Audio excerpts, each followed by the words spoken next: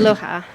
It's a little breezy. My name is Amy Peruso, and I wanted to share an aha moment that I had so that you might better understand the work of teaching and learning that is happening in some places around the state.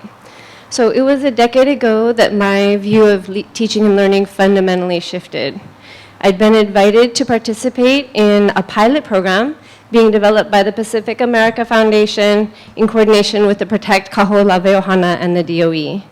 So this program was intended to create a cohort of science and social studies teachers, public school teachers who'd be involved in intensive place-based curriculum development focused on Kaho'olawe, which is an island that was used by the US military for bombing practices for about half a century. The purpose of the program was to develop multiple pathways for secondary students to learn about Kaho'olawe, its history, ecology, and cultural significance, so that young people would be motivated to aloha aina. So connecting public school students to Kaho'olawe had never been done before in any systematic way, and it was clear to me through the depth, complexity, and intensity of our curriculum preparation program that this was an important and meaningful collaboration between the activists leading PAF, PKO, the Kaho'olawe Island Reserve Commission, and the DOE. So the shared purpose, again, was to prepare these educators to connect their students to the island. We went through the preparation program, spent a week on island, and piloted the curriculum with our students in the second semester. Some access opportunities were made available for the teachers of the pilot for the following year, and my colleagues Sandy Webb, Cynthia Tong, and I decided we wanted our students to join PKO in an access so they could contribute to the environmental restoration work. We developed a rigorous preparation program that went beyond the curriculum content to include cultural protocol and addressing the physical requirements for the hu'uka'i. We first had an ohana meeting with PKO and the families, then started doing preparation work before and after school. Because we had raised the funds for our students to do the access, we didn't want money to be a barrier. We asked the students to express their commitment to the hu'uka'i in their after-school work on campus or in the community. So they worked in Lo'i, they planted native plants on campus, they developed a recycling program, and they did an energy study. We asked them to do their history day and science fair projects related to Kaho'olawe. We took them on a demilitarized zone tour of Makaha with William Isla. We worked on cultural protocol. We took them camping over a weekend, tested their physical skills. Were they strong swimmers? Could they communicate? Could they collaborate? And would they be able to have the commitment necessary to make this access, which we knew to be physically and emotionally challenging, a positive experience for themselves and for our host, PKO. It was really important for us that we really honor the Protect Kaho'olawe Ohana because they had been so gracious with us. So this was really difficult work. It was struggle. None of us were Hawaiian or sufficiently grounded in Hawaiian cultural practices to feel at all comfortable in the work. We were comfortable in the curriculum because it spoke to our disciplinary knowledge, but not in the social or cultural dimensions.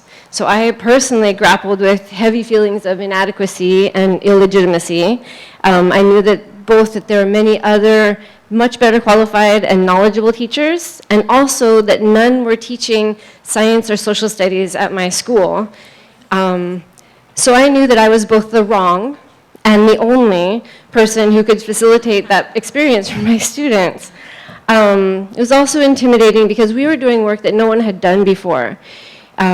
No one had taken public school students to access this place that had experienced so much violence and trauma. We knew we were taking risks as far as our administration was concerned in terms of safety and public trust because this is an island filled with unexploded ordnance. And we knew the students had to absolutely understand and operate within the parameters of acceptable behavior on the island. So this was a long period of work. I would say it was about 4 months of work of preparation. So as soon as we landed in Maui and were met by the organizers of the Protect Kaho'olawe Ohana, something strange began to happen to me. I began to feel more and more strongly like I was floating, and that I had no desire to speak, which, for anyone who knows me, is very unusual for me. We camped at the Va'ahale that night, waking up in the dark to take a boat over to Kaho'olawe. Because there's no place to land a boat on island, we then had to swim all of our equipment, our food, any water that we were going to consume or use in any way over to the island, treading water in a line to shore as the waves pounded against us, and we sang our oli. I had experienced this before, along with the appropriate cultural protocols, but never with my students. Over the next few days, we planted pili grass and worked on the hale. We offered the hokupu that my students had prepared. We made the silent, barefoot hike up the jagged peak of Mo'alaiki, the site of a stone known as the Navigator's Chair, where the Hawaiians still teach science of navigating by the stars, where you can see Lanai, Molokai, Maui, and the Big Island, and the channels between the islands. I cried with my students as we looked out over the ravages done to the island through decades of bombing.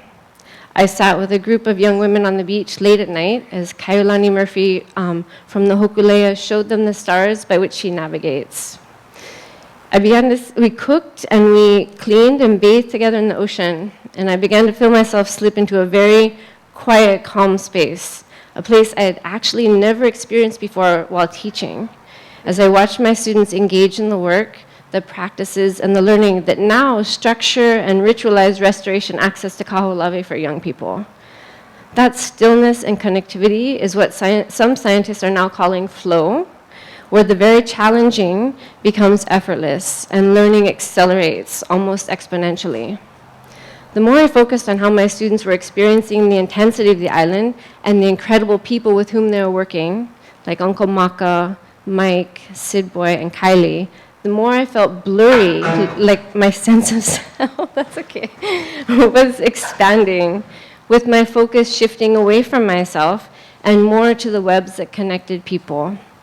This experiential space of learning, grounded in Aloha Aina, which had been so challenging to create and so personally intimidating, was completely immersive. Time did not exactly stand still, but it slowed down dramatically. I saw my students, and they saw me in completely different ways as we worked through the challenges of really hard physical, cultural, and social work together, laboring during the day and engaging in deep discussions with the whole group in the evening. And I think that this seeing, this witnessing of becoming in the context of Aloha Aina is the source of change in the quality of breath, or ha. All are sharing breath, all are both teachers and students, and the depth of relationship extends far past what is possible in the classroom. In the decade since that experience, I have spent my career doing everything in my power, not only to get back to that place of stillness and flow with students as often as possible, but also to create that space to breathe for all public school teachers, so that they too at least have that kind of teaching and learning experience available to them. And I wanted to really thank Deborah for creating this space for the stories about this kind of teaching and learning, because I think that it's really powerful for our young people. Thank you. So at the beginning of the year, I was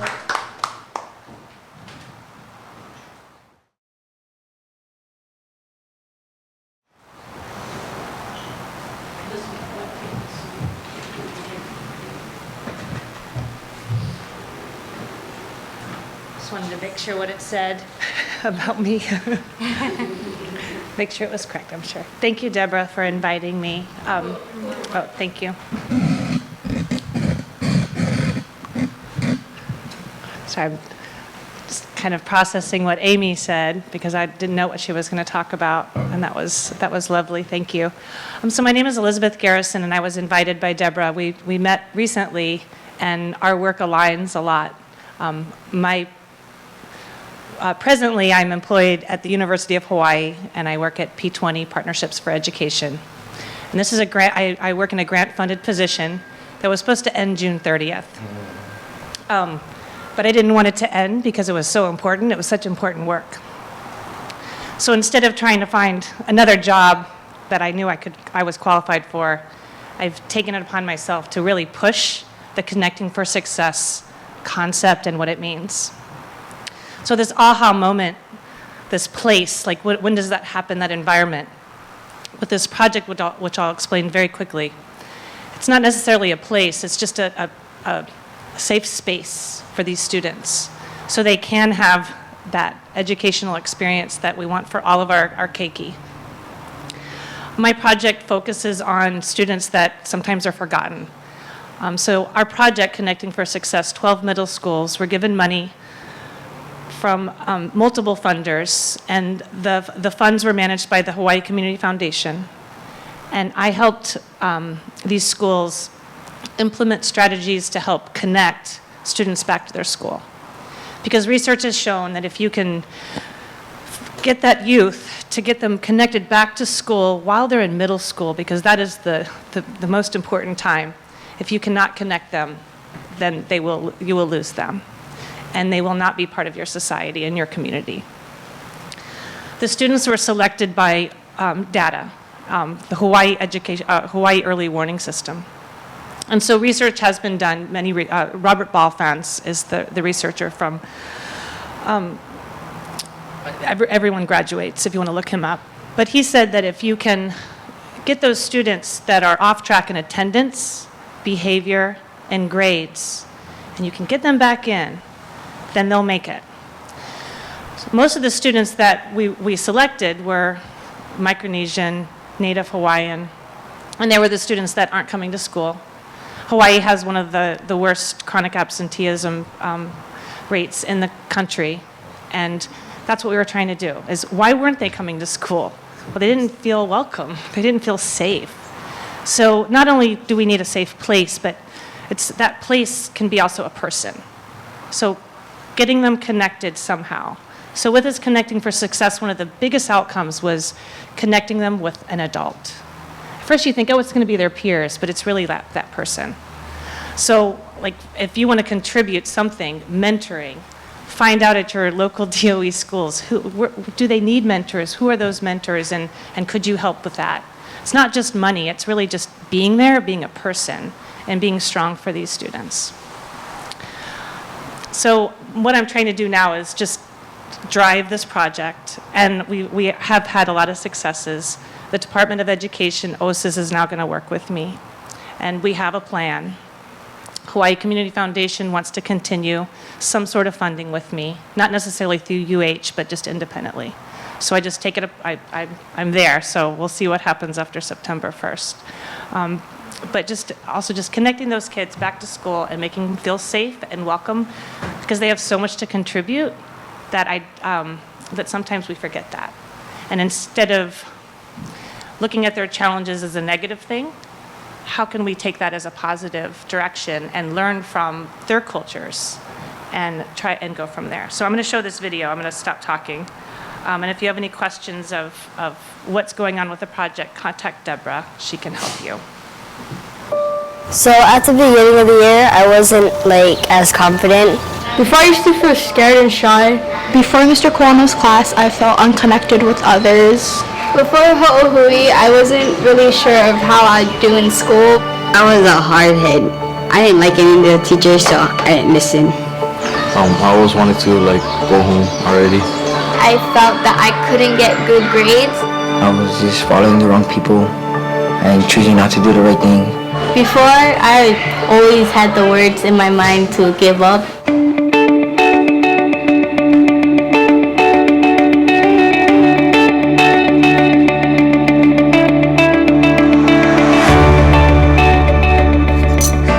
This actually helped a lot. She makes me feel safe. I have someone to talk to no matter what. Yeah, it's okay.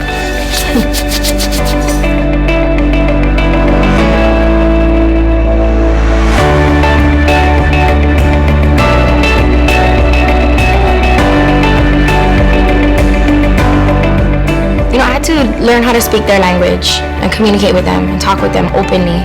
And once I kind of brought my walls down, theirs come down too. They stopped having the behaviors. They started being able to communicate, especially with the coaches, working with them on how to be an advocate for their own education.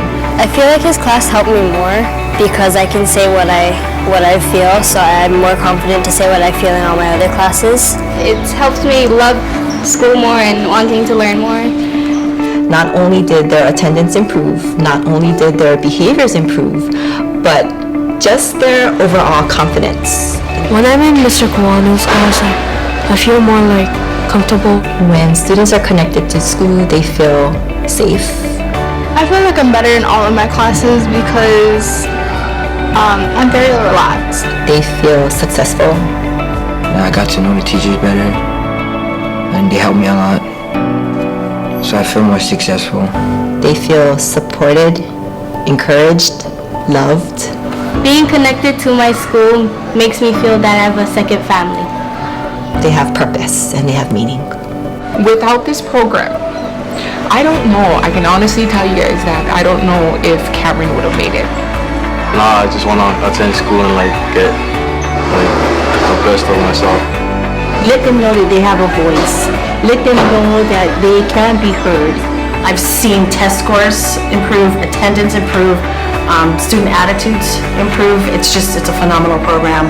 It definitely has made a huge impact on our kids. Because Miss Ashley always says that there is a better us.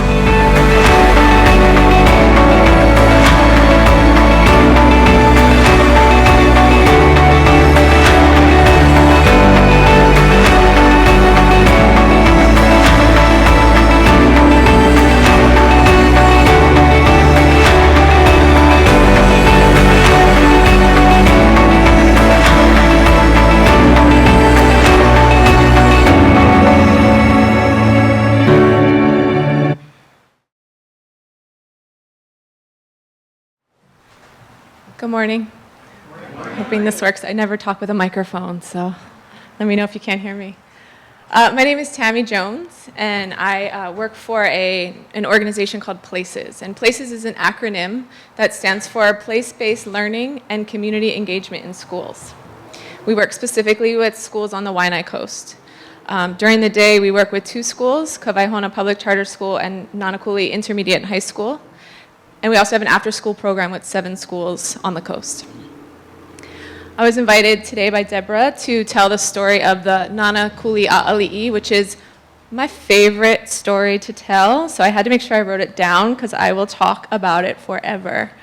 So I'm going to stick to the script, and then much like Elizabeth had videos, I let the kids tell the story because it comes best from them.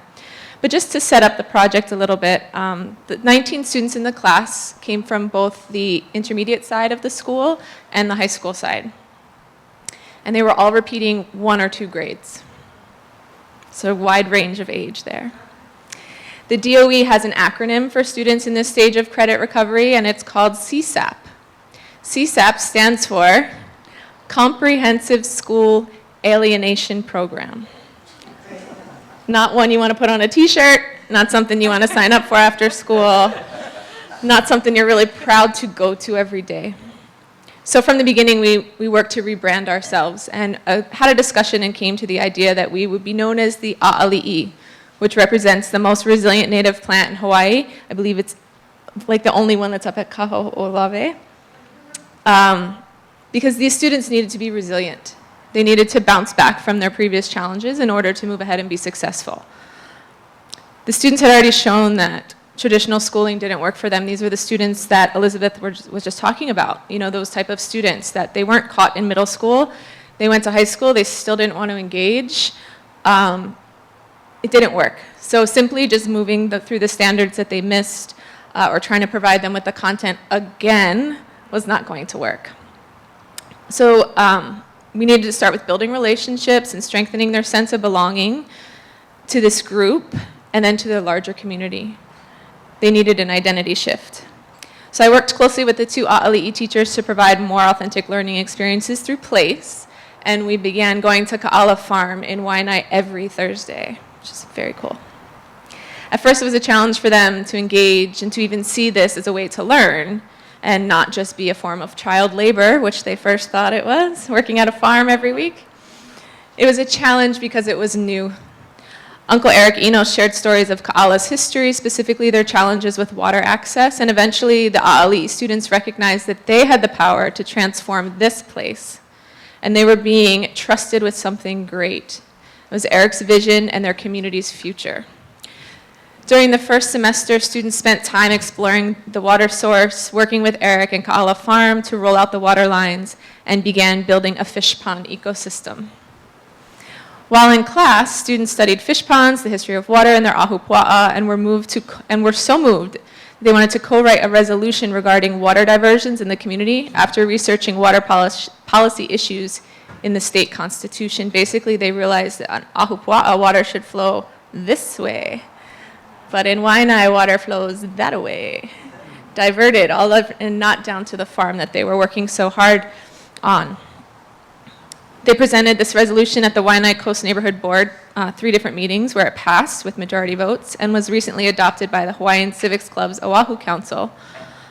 I'm not sure the future of it, but hopefully the diversion is soon stopped, and that's from these kids and their passion for learning. And if their teacher had just said, hey, we're going to learn about water, we're going to write a resolution, they wouldn't have been as passionate, as you'll see, or as engaged in the process, or had a sense of like, I did that, which these kids so need, without the place connection. They needed to go and learn and see and feel and relate.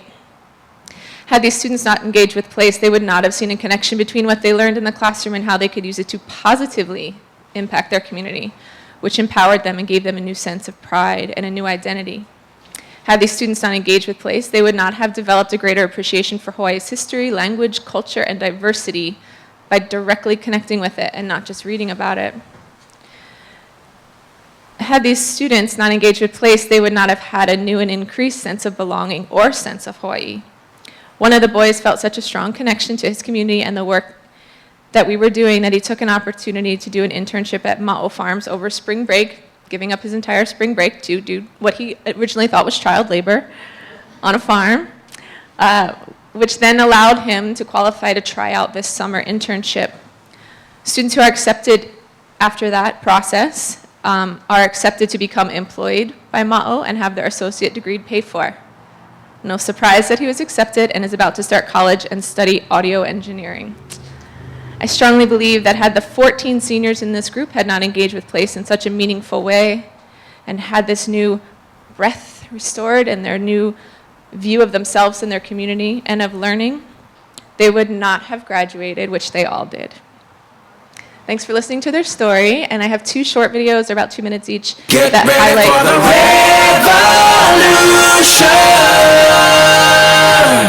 It's coming to you now. It's coming to you now.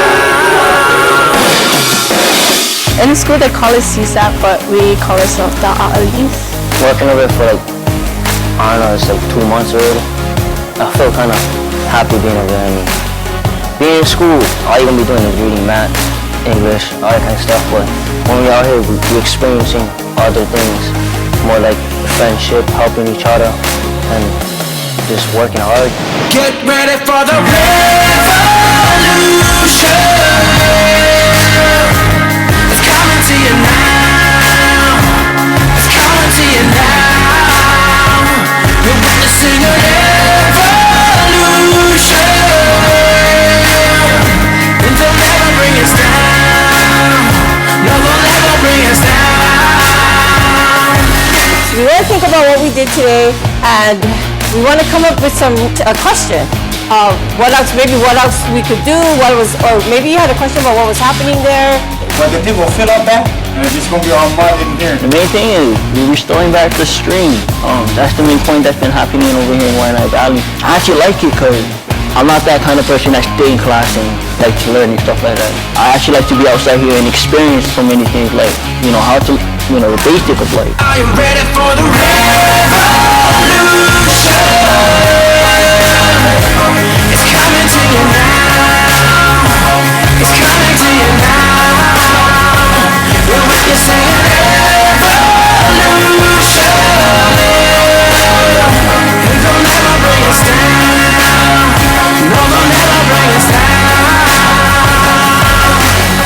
it's like people playing on their phones in class. They're not focused. But if you bring everybody out here in this community, everybody working, not on their phones. We're about 400 feet above sea level. So you get sun, you get wind, you get water power. And you get one thing over here, you get about 30 or 40 of you power, and what power is that? Youth power, or fuel power. Get ready for the revolution. It's coming to you now. It's coming to you now. You're gonna sing it, revolution. It'll never bring us down. No, they'll never bring us down.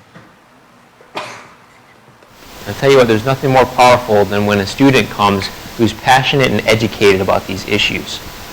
Can make change. Whereas the meaning of Waianae is fresh water mullet, and whereas Waianae Valley traditionally was known as the food basket. And whereas according to the Board of Water Supply current data, 1.4 million gallons of water flows from Kanish Tunnel per day. Whereas water is life and was like blood for Hawaiians, without blood in your body you cannot survive. And whereas the entire Waianae Valley without water cannot survive. And the proposal very much comes from the students. So they did a lot of brainstorming sessions. They had some speakers come in, and there was a lot of teamwork involved in that, editing, research, really trusting each other, partnerships, communication. They also did a lot of inquiry and making questions about that.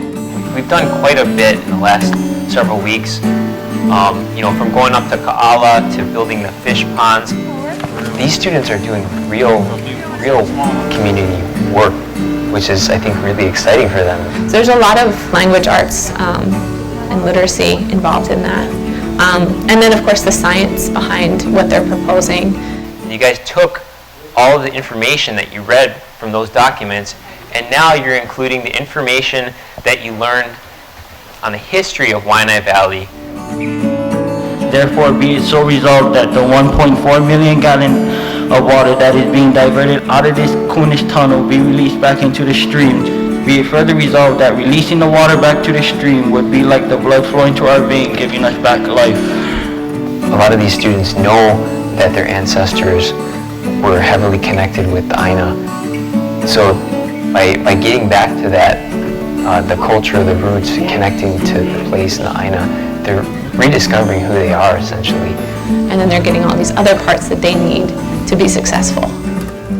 So give yourselves a hand.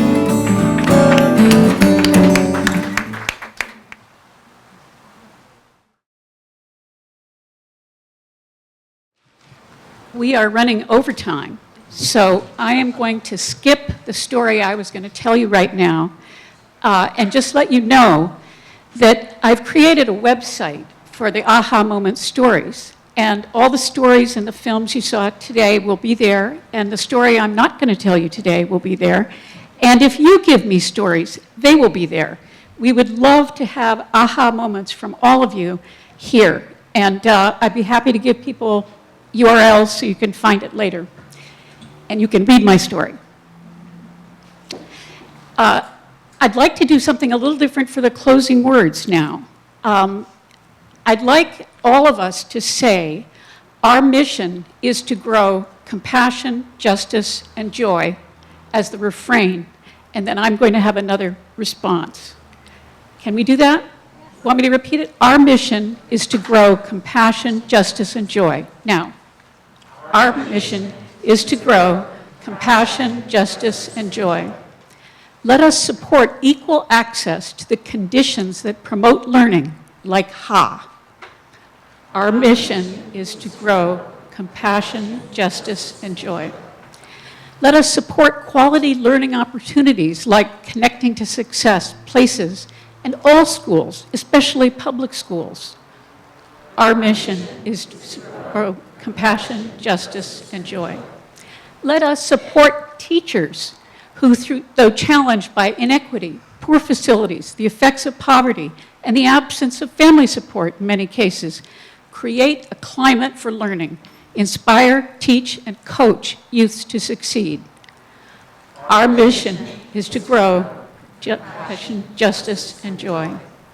If we go to the students with needs, if we help schools and parents, if we support teachers, if we mentor students, if we stand up for them to help the funding to spread HA, our participation in education equity and quality can reduce the odds of incarceration, enable satisfying careers, allow each to develop their unique gifts, support happiness and health, and move us towards peace.